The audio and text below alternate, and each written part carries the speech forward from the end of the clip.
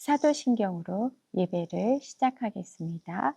전능하사 천지를 만드신 하나님 아버지를 내가 믿사오며 그 외아들 우리 주 예수 그리스도를 믿사오니 이는 성령으로 잉태하사 동정녀 마리아에게 나시고 본디오 빌라도에게 고난을 받으사 십자가에 못 박혀 죽으시고 장사한 지 사흘 만에 죽은 자 가운데서 다시 살아나시며 하늘에 오르사 전능하신 하나님 우편에 앉아 계시다가 저리로서 산 자와 죽은 자를 심판하러 오시리라. 성령을 믿사오며 거룩한 공회와 성도가 서로 교통하는 것과 죄를 사하여 주시는 것과 몸이 다시 사는 것과 영원히 사는 것을 믿사옵나이다. 아멘. 찬송가 383장, 새 찬송가 336장, 환난과 핍박 중에도 1절만 하시겠습니다. 환난과 핍박 중에도 성도는 신앙 지켰네. 이 신앙 생각할 때에 기쁨이 충만하도다. 성도의 신앙 따라서 죽도록 충성하겠네.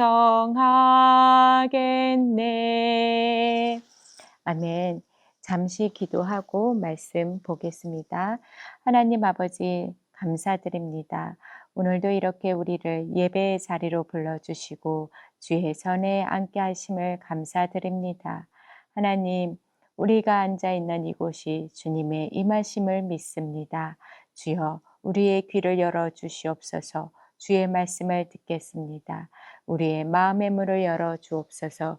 주의 말씀을 새기겠습니다. 하나님, 오늘도 우리에게 임하시고 역사하여 주옵소서.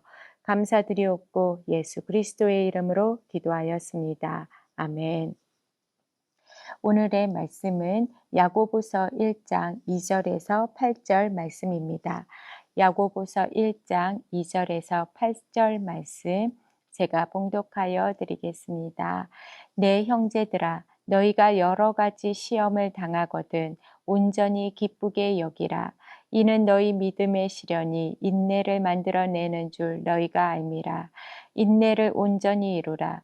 이는 너희로 온전하고 구비하여 조금도 부족함이 없게 하려 함이라.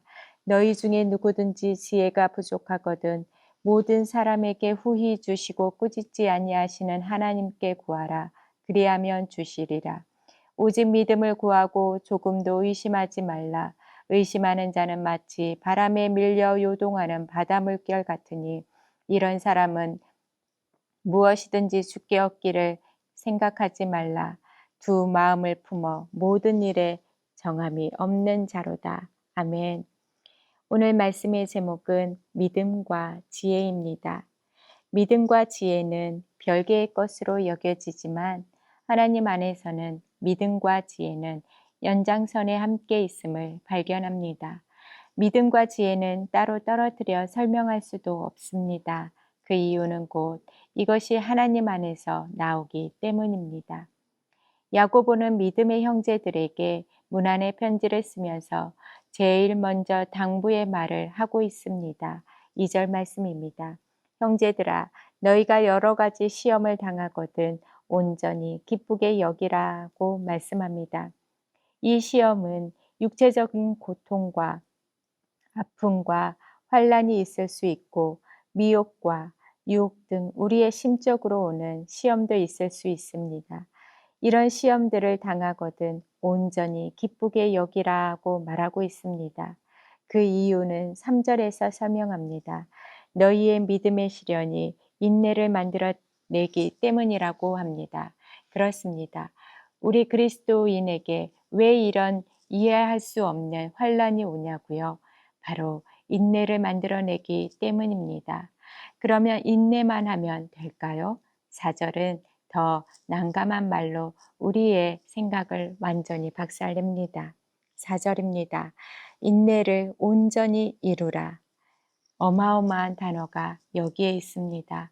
온전히 이루라. 대충이 아닙니다. 잠시 인내하다가 회피하는 것도 아닙니다. 적당히 감내하는 것도 아닙니다. 온전히 이루라고 말하고 있습니다. 과연 우리가 할 수 있겠습니까? 우리가 할 수 없는 것을 왜 야고보는 적어 놓았을까요? 그것도 믿음의 형제들에게 말입니다. 좀 더 읽어보겠습니다. 이는 너희로 온전하고 구비하여 조금도 부족함이 없게 하려 한다고 쓰여 있습니다. 우리가 인내를 온전하게 감내하면 우리에게 있어야 할 것을 빠짐없이 모두 갖추어 조금도 부족함이 없게 하려 한다라는 것입니다. 점점 덜 이해할 수 없는 방향으로 가고 있는 것 같습니다.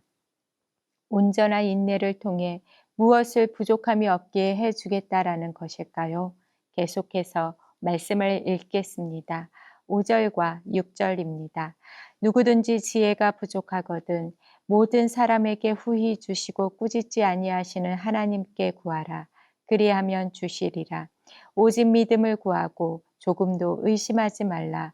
의심하는 자는 마치 바람에 밀려 요동하는 바닷물결 같으니 라고 적어 보냈습니다. 성도 여러분, 2절부터 4절까지는 시험, 믿음, 인내로 바통을 이어가다가 갑자기 5절부터 지혜를 말하고 있습니다. 지혜가 부족하거든 후히 주시고 꾸짖지 아니하시는 하나님께 구하라. 그러면 주시겠다라고 말하면서 지혜가 다시 믿음으로 바꿔 말하고 있습니다. 5절에서 구하는 것이 지혜라면 6절에서는 다시 지혜를 믿음으로 구하되 조금도 의심하지 말라라고 말합니다. 그러면서 의심하는 것은 바람에 밀려 요동하는 바다 물결과 같다라고 말합니다. 자의가 아닌 타의에 밀려 요동하는 바다 물결과 또한 갈대가 연상이 되는 말입니다. 좀처럼 2절과 6절까지의 야고보의 권고의 당부가 무엇을 말하는지 갈팡질팡하는 것처럼 느껴지지만 8절에서 그 마침표를 찍어줍니다. 두 마음을 품어 모든 일에 정함이 없는 자가 될까 하는 당부인 것입니다. 야고보가 2절에서 6절까지 말하고 싶은 속뜻은 두 마음입니다. 두 마음은 그리스도 안에서 온전한 것이 아닙니다. 두 마음은 하나님 안에서 불법한 것입니다.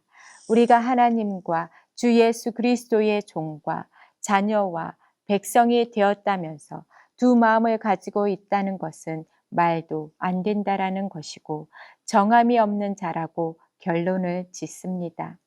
우리가 시험의 때를 만나 온전한 인내를 이루라는 것은 두 마음을 품지 않도록 하는 훈련인 것이고 우리가 지혜를 구하는 것도 두 마음을 가지지 않기 위한 것이며 믿음의 시험이 왔을 때 기쁘게 여기라는 것은 우리가 주 안에 있다라는 사실에 기뻐하라는 것입니다.